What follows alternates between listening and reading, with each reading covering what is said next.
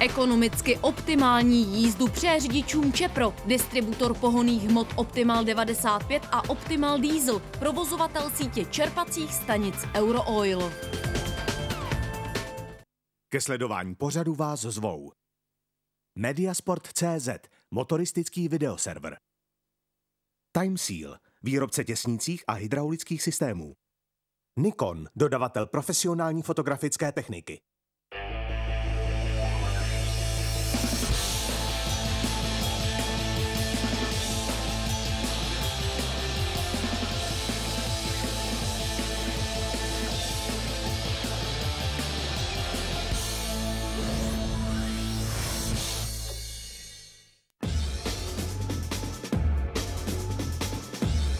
Krásný den vám přejeme z malebné výsky Přibyce, která se rozkládá na terase nad řekou Jihlavou. První písemná zmínka o obci pochází z roku 1222, kdy se ve vsi Brivic připomíná kostel svatého Jana Křtitele. Přibyce ale o sobě dávají vědět i v současnosti. Mají tam pěkný areál, ve kterém se jezdí autokros. Trať, na níž se jel čtvrtý závod Timeseal Mezinárodního mistrovství republiky, si nejprve prohlédneme s evropským šampionem z roku 2009 Vítem Nosálkem. Čekáme na start, 5 vteřin, jedeme jednička, půl rovinky dvojka, přibrzdit na vnitřek, držím dvojku, levá táhla, řadím 3, trojka, čtverka, ze čtverky přímo na jedničku, hodně na vnitřek, aby tam nebylo místo pro konkurenci, jedeme 2, 3, 4, a nájezd na skok, tady to vynáší do svodidel nalevo, zase až na čtverku, velká rychlost a to je docela nebezpečná zatáčka vpravo, zase 3, 4 a vracečka zpátky do cíle. Začínáme zase od jedničky, co nejvíc na vnitřek, 3, 4 a pod plným plynem až zpátky do toho vracáku. Pojďme se postupně podívat na závody jednotlivých divizí, tak jak probíhaly od sobotního odpoledne až do nedělního večera. Začneme u divize 6, v níž se nejlépe popasoval s rozjížďkami Miroslav Bodanský. Vyhrál 2 rozjížďky a v jedné dojel druhý. První řadu si s ním vyjeli Tomáš Handík s Petrem Maršálkem.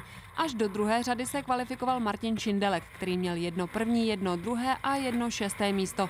Na startovním roštu se ale Martin Šindelek pro poruchu neobjevil. Auto naložené, co to znamená, to je jasné, co se stalo. Tak zařadil jsem ze čtverky trojku, praskl ve převodovce a nejede to. Neřadí to, trojka, čtverka nejde.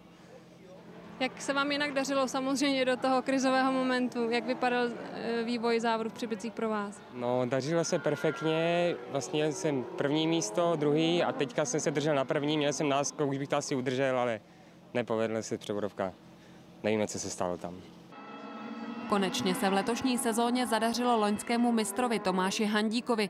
Ten zatím bodově paběrkoval. 2 7bodové zisky ze závodů v Humpolci a Přerově, to je opravdu na úřadujícího šampiona málo. Tomáš Handík byl před tímto závodem na 13. příčce a konečně hodlal prolomit smolnou sérii. V prvních 2 sériích dojel vždy druhý, což stačilo na průběžné 4. příčky v závodě. 3. sérii už vyhrál a mohl si tak jako druhý v pořadí vybírat pozici na finálovém roštu.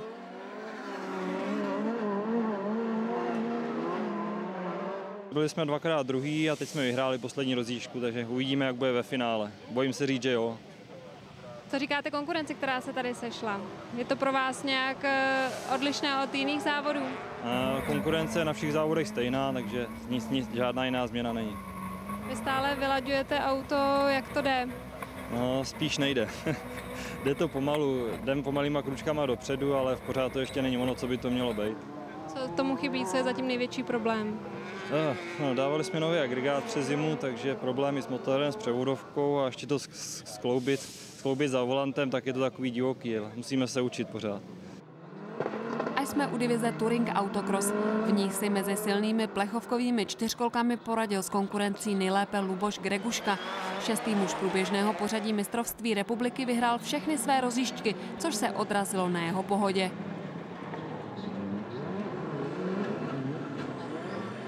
Luboši, vypadáte spokojeně, daří se podle představ? Tak nám sa vždy darí podľa predstav. Hlavne kvôli tomu, že mám skvělý mechanický tým.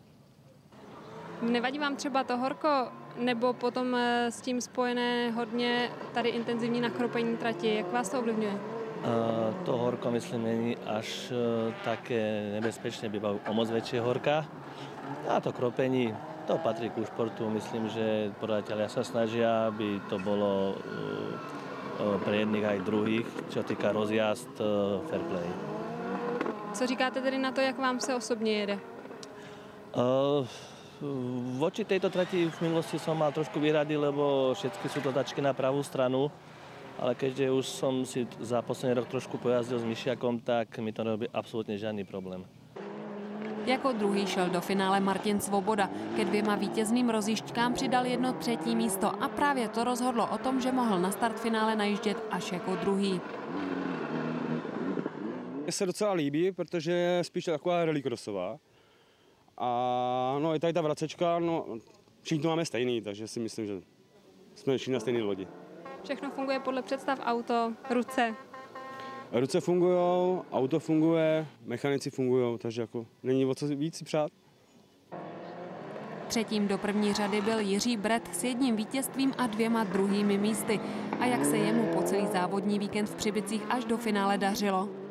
V první rozjížďce jsem byl druhý za Martinem Svobodou, teď v té druhé rozjížďce jsem vyhrál díky tomu, že Martin tam udělal kolo. Ta trať je pro mě taková, zatím se s tím malinko peru v těch vracákách, tady to na těch jiných tratích není, ale uvidíme teď ve třetí rozjížďce, potřeba bych zajet, abych pro finále měl první řadu, tak uvidíme. No. Tradičně velice zajímavou podívanou nabízí divize kartcrossu, která bojuje o body v rámci Mascom Cupu. Vyrovnané, dalo by se říct, téměř identické buginy s motocyklovými 600kovými motory jsou pravým kořením nejen autokrosových, ale i rallycrossových závodů. Ve startovním poli se i letos objevilo několik nováčků a musíme říct, že se jim daří velice dobře. Průběh závodu až k samotnému finálovému startu měl pevně ve svých rukách Jan Kuneš. V měřeném tréninku byl sice třetí, ale pak už vyhrál všechny 3 rozjížďky a ukázal, že je v průběžném pořadí Mezinárodního mistrovství České republiky právem na medailové pozici. Jaká je zatím spokojenost s výsledky tady v Přibicích? No, z výsledky jsme docela spokojení, akorát trať je docela náročná, je to jako na ledě a musí se dobře naladit podvoze, ale jinak spokojený. Je to tím, že se hodně kropí, nebo čím? No, je tady hodně tvrdá hlína a spíš se to nagumuje. Jak je to těžké pro kartcross na takovéhle rovinaté, ale hodně zatáčkovité trati? Já si myslím, že dobrý. Jede se hodně driftem a musí to člověk víc řídit. No. Nejlepší závod v letošní sezóně poprvé prožíval Jiří Rezek. 2krát byl druhý a 1 pátý, čímž potvrdil svoji od úvodního závodu rostoucí formu. Co se závodění týče, no tak jsem v této třídě nováčkem, takže jedu co můžu, no a doufám, že to bude jenom lepší. No. Stanovujete si už třeba nějaké cíle z umístění, do kterého byste byl spokojený? No tak cíle, no říkali jsme, že když máme na tom autě těch 33, že by bylo hezký, kdyby jsme tu 1 trojku smazali, ale samozřejmě uvidíme. No. Kartcrossovým začátečníkem je stále Milan Svoboda. Z hlediska jeho předchozích sportovních úspěchů je ale tento špičkový vrchař už ostříleným matadorem. Dáne, vy jste vrchař, jak velká je to změna? Už jsem dneska jednou tuhle otázku dostal, je to změna obrovská. Pro mě je to úplně něco jiného. V podstatě tady platí to, že člověk se musí pořád učit. Co jiného musíte jakoby dělat, jak ovládat to auto? Přeci jenom i tahle trať je hodně zatáčkovitá. Já bych se přiznal, tak nevím.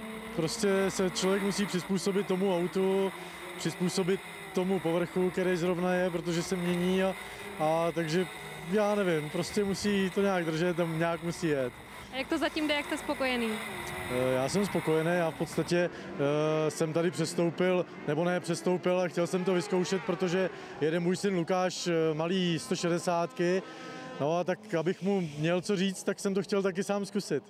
Takže pro mě, jak říkám, já to nemám jako honbu za výsledkem, já to mám spíš jako honbu za nějakýma zkušenostma. Kategorie junior bugin je v letošní sezóně doménou Radomíra Kupce. Pouze v Humpolci si vybral slabší chvilku. V Nové Pace a v Přerově se mu podařilo zvítězit. Do Přibyc jel v roli lídra tabulky, ale před druhým v pořadí Jiřím Formánkem měl vzhledem k jeho vyrovnaným výkonům pouze 3bodový náskok. Radomír Kupec vyhrál všechny 3 rozjížďky a mohl tedy ve finále bolit pozici. Jo, spokojenost, druhá rozjížďka nám vyšla, i když nemáme diferenciál oproti většině ostatních pilotů, takže jsme pomalejší, si myslím, ale teď to vyšlo, tak doufám, že tak bude pokračovat. Je tu hodně rovina, nějak to ovlivňuje to, jak musíte jezdit? No ani ne, spíš akorát ty vracečky, no, ty jsou nepříjemný. Dost se tady kropí, ne všem to vyhovuje, jak jste na tom vy? Já vzhledem k tomu diferenciálu právě mě to nevyhovuje. Když je sucho, tak jsem schopný jet stejně rychle, ne-li rychlejc, ale jak je mokro, tak nejde. Dařilo se i nováčkovi Radku Francovi, který šel do finále ze 2. pozice. Nedařilo se naopak Jakubu Kubíčkovi. Vyhrál sice trénink i první jízdu, ve 2. nedojel a ve 3. byl 5. Proč se mu tak nedařilo? Tak v první se mi povedl start, dostal jsem se tam první, pak už jsem si to víceméně uhlídal, ujel jsem jim. Povedlo se mi to, no, ve 2. víceméně kontakt s Radkem po startu a pak ještě se svodili, takže nedojel jsem vlastně víceméně svojí chybou. No. A jsme u divize 16 stovek, kterou od samotného tréninku přes všechny rozjížďky až ke startu samotného finále ovládl Vít Nosálek. Dneska se daří určitě. Dá se říct, že to je celkem moje oblíbená trať, protože jsem tady zatím vždycky vyhrál. Hodně se tady kropí. Je to pro vás problém? Problém... Pro mě to je problém, ale jak se zdá, tak i ostatní s tím mají úplně stejné komplikace jak já, takže zatím jsem ještě dokázal to všechno zvládnout bez problému, takže zatím super. Autokrosaři jsou tvrdí chlapi a je jedno, zda se jedná o mladíky nebo jezdce v nejlepším závodnickém věku. V některých soubojích se noblesní bílé rukavičky mění na rukavice boxerské a dochází ke kontroverzním střetům. Několik takových za sebou měli v průběhu celého víkendu v 16 stovkách Tomášové, Jánoš a Pospíšilík. Hned v úvodní sérii byl Pospíšilík vyloučen z jízdy za nesportovní útok na Jánoše. Ve zbývajících 2 sériích už vyhrál a mohl se tedy konečně s Jánošem připojit k Nosálkovi do první řady na startu finále. Jak oba borci svou bitvu viděli?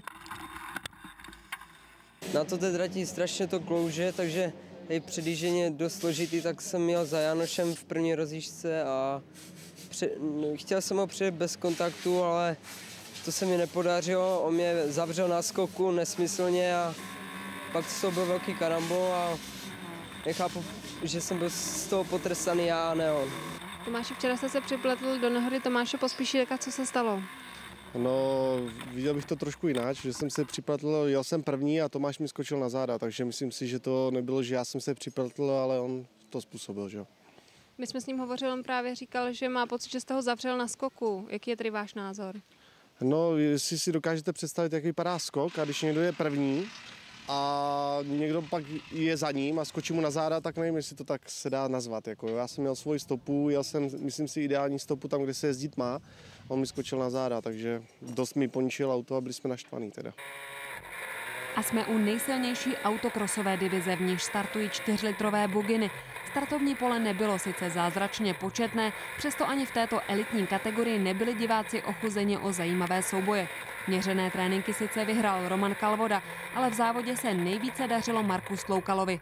Připsal si 2 vítězné rozjížďky a pouze jednou nedorazil k šachovnicovému praporku nejrychleji. Ve 2. sérii rozjížděk na něj vyzrál Roman Keřka, ale byl jediným, kdo ho dokázal pokořit. Romanové Keřka a Kalvoda si v průběhu rozjížděk vybrali i smolné chvilky. Kalvoda ve 2. sérii velice špatně odstartoval. Vypadalo to, že se Roman Kalvoda zcela přesně trefil do startovacího semaforu, ale jelikož ostatní mírně zaspali, zaklapl motor a ten se mu zadusil. Než se rozjel, byli už ostatní daleko před ním v prachu. Romanu Keřkovi pak ve 3. sérii na startu zhasl motor a jelikož se ho nepodařilo nastartovat, připsal si 90 záporných bodů za nenastoupení k jízdě. Bitvy byly hodně napjaté od prvních jízd. Především souboj mezi Romanem Kalvodou, Petrem Bartošem a Markem Stloukalem zvedl hladinu adrenalinu v krvi jeho aktérů. Nejvíc na něj doplatil Petr Bartoš. Pojďme ale za největšími favority zeptat se, jak viděli závod. Jede nás tady těch 5 prvních z mistrovství republiky, ti kluci jsou samozřejmě, včetně Jardy Hoška, kluka, jsou rychlí strašně, to znamená ten souboj s něma je vždycky vabank, prostě můžete být pátá tak jako první nebo druhá, 1-2 je dobrý výchozí výsledek. Je to spíš taková rallycrossová trať, jaký vy na ní máte názor osobně, máte radši větší padáky nebo ta rovina pro vás není to problém? Já obecně s tratěma nějak si nevybírám. Samozřejmě jsou trati, které mám oblíbený, které míň, ale to je spíš daný tím, kde na jaké trati jak uspějete. Já jsem to říkal tady včera, že ono se to zdá, že není těžká, ona je naopak strašně těžká. Je těžká v tom, že jsou tady dvojitý zatáčky, někde i trojitý a to auto prostě vlastně nalomíte do první zatáčky s tím, že musíte už počítat s tím, že se láme ještě jednou nebo dvakrát. Navíc ten povrch je uklouzaný, musí se kropit, takže je to jako na ledě. O to je to těžší a hrozí tady bouračky prostě a ta trať je, naopak řekl, hodně náročná. Romane, 1. a 3. místo, spokojenost zatím v rozjížďkách? Určitě, tak je to lepší. Včera jsem udělal nějakou chybu. Na startu jsme něco zkoušeli na autě, ale jako spokojenost určitě a hlavně důležitý je finále. No. Jste třeba neváhali, jestli do Přibyc jet nebo ne, někteří to tady nemají rádi. To si myslím, jako, že je výmluva, že když se mu někde nelíbí, tak tam nepřijede, jo, ale podle mě je to pro všechny stejný, tak jako, že řekne, že se mu tam nelíbí, tak tam nepojede, to si myslím asi, jako, že není ta pravá odpověď na to. 2. a 4. místo to asi není úplně podle vašich představ. Co se stalo v té druhé rozjížďce, Roman? No tak určitě není. Z první řady má být člověk určitě buď první nebo druhý, ale na startu zase se nám objevily problémy, že startovací program nefunguje, takže do další rozjížďky budeme muset jet zase na nohu startovat. Jestli se pamatuju, tak to už byl problém i dřív, zrovna tady v Přibicích. No byl, opakuje se loňský rok.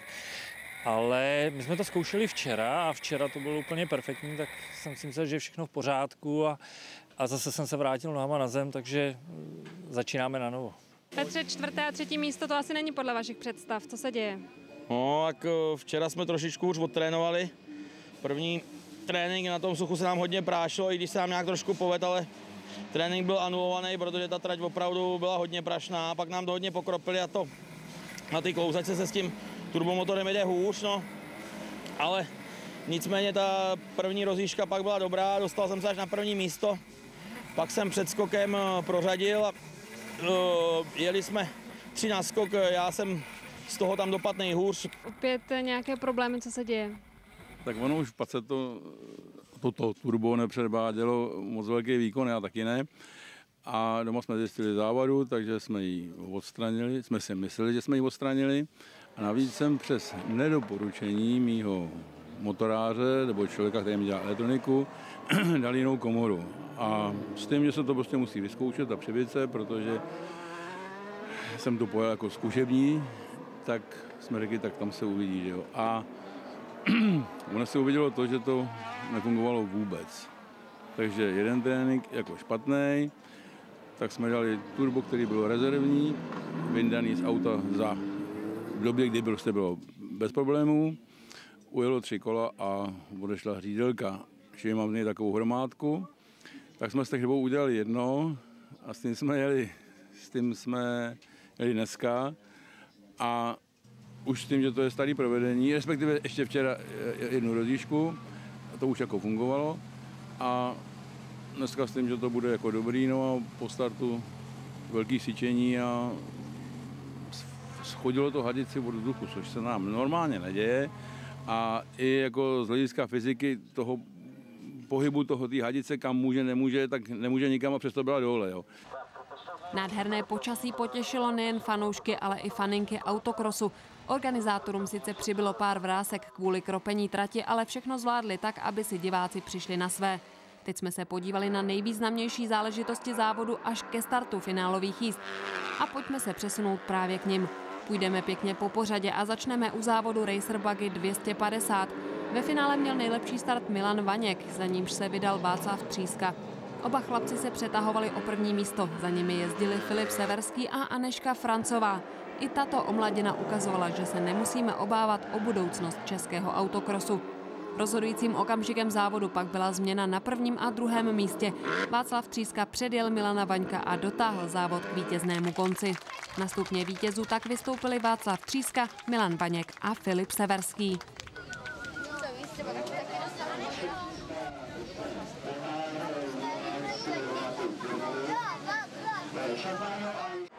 Teď se pojďme podívat na finálovou jízdu divize 3 Racer Bugin, tedy Bugin s motory o objemu do 125 kubických centimetrů. Její finále bylo odstartováno, no a do čela se nám dostává startovní číslo 2, který není nikdo jiný než Dominik Prokop. Tento mladý závodník vyhrál měřený trénink. V rozjížďkách si připsal dvakrát první místo a i tady ukazuje všem svým soupeřům od prvních metrů záda. Jardo, myslíš si, že to je dáno jeho dobrými jezdeckými vlastnostmi, nebo tady se na tom podepisuje i technika? Přeci jenom ten jeho odstup je velmi... Samozřejmě je to obojí, ale především i to, že si vybíral pole position a ten start na levé straně zde v Příbicích je absolutně nejvýhodnější a má to nejkratší cestou do první zatáčky a to se podepsalo i na tom odstupu, který teďka vidíme. V tom průběhu celého dnešního závodu trápilo jezdce počasí, respektive velice prašná tráť. Když se podíváš teďka na tu obrazovku, dá se říct, že je optimální už pro závodění, anebo ještě by to chtělo nějakou úpravu? Nevidíte, že se nepráší, že pořadatelé pokropili trať před tímto finálovými jízdami a myslím, že to hodně pomohlo. A hlavně těmto mladým závodníkům, protože ten prach strašně stíží tu jízdu samotnou. Dominik Prokop v této jízdě vede před Adélou Zoubkovou a Ondřejem Koleníkem. Čtvrtou drží Miroslav Fučík a pátou Libor Teješ. Tady sledujeme souboj, který se odehrává spíše vzadu. Je to o třetí místo. Viděli jsme tam tedy i Vojtěcha Vaculíka se startovním číslem 5 a teď se vracíme zpátky tedy ke trojce a šestce. Je to Miroslav Fučík a Koleník Ondřej. Takže tito dva borci se tam perou o to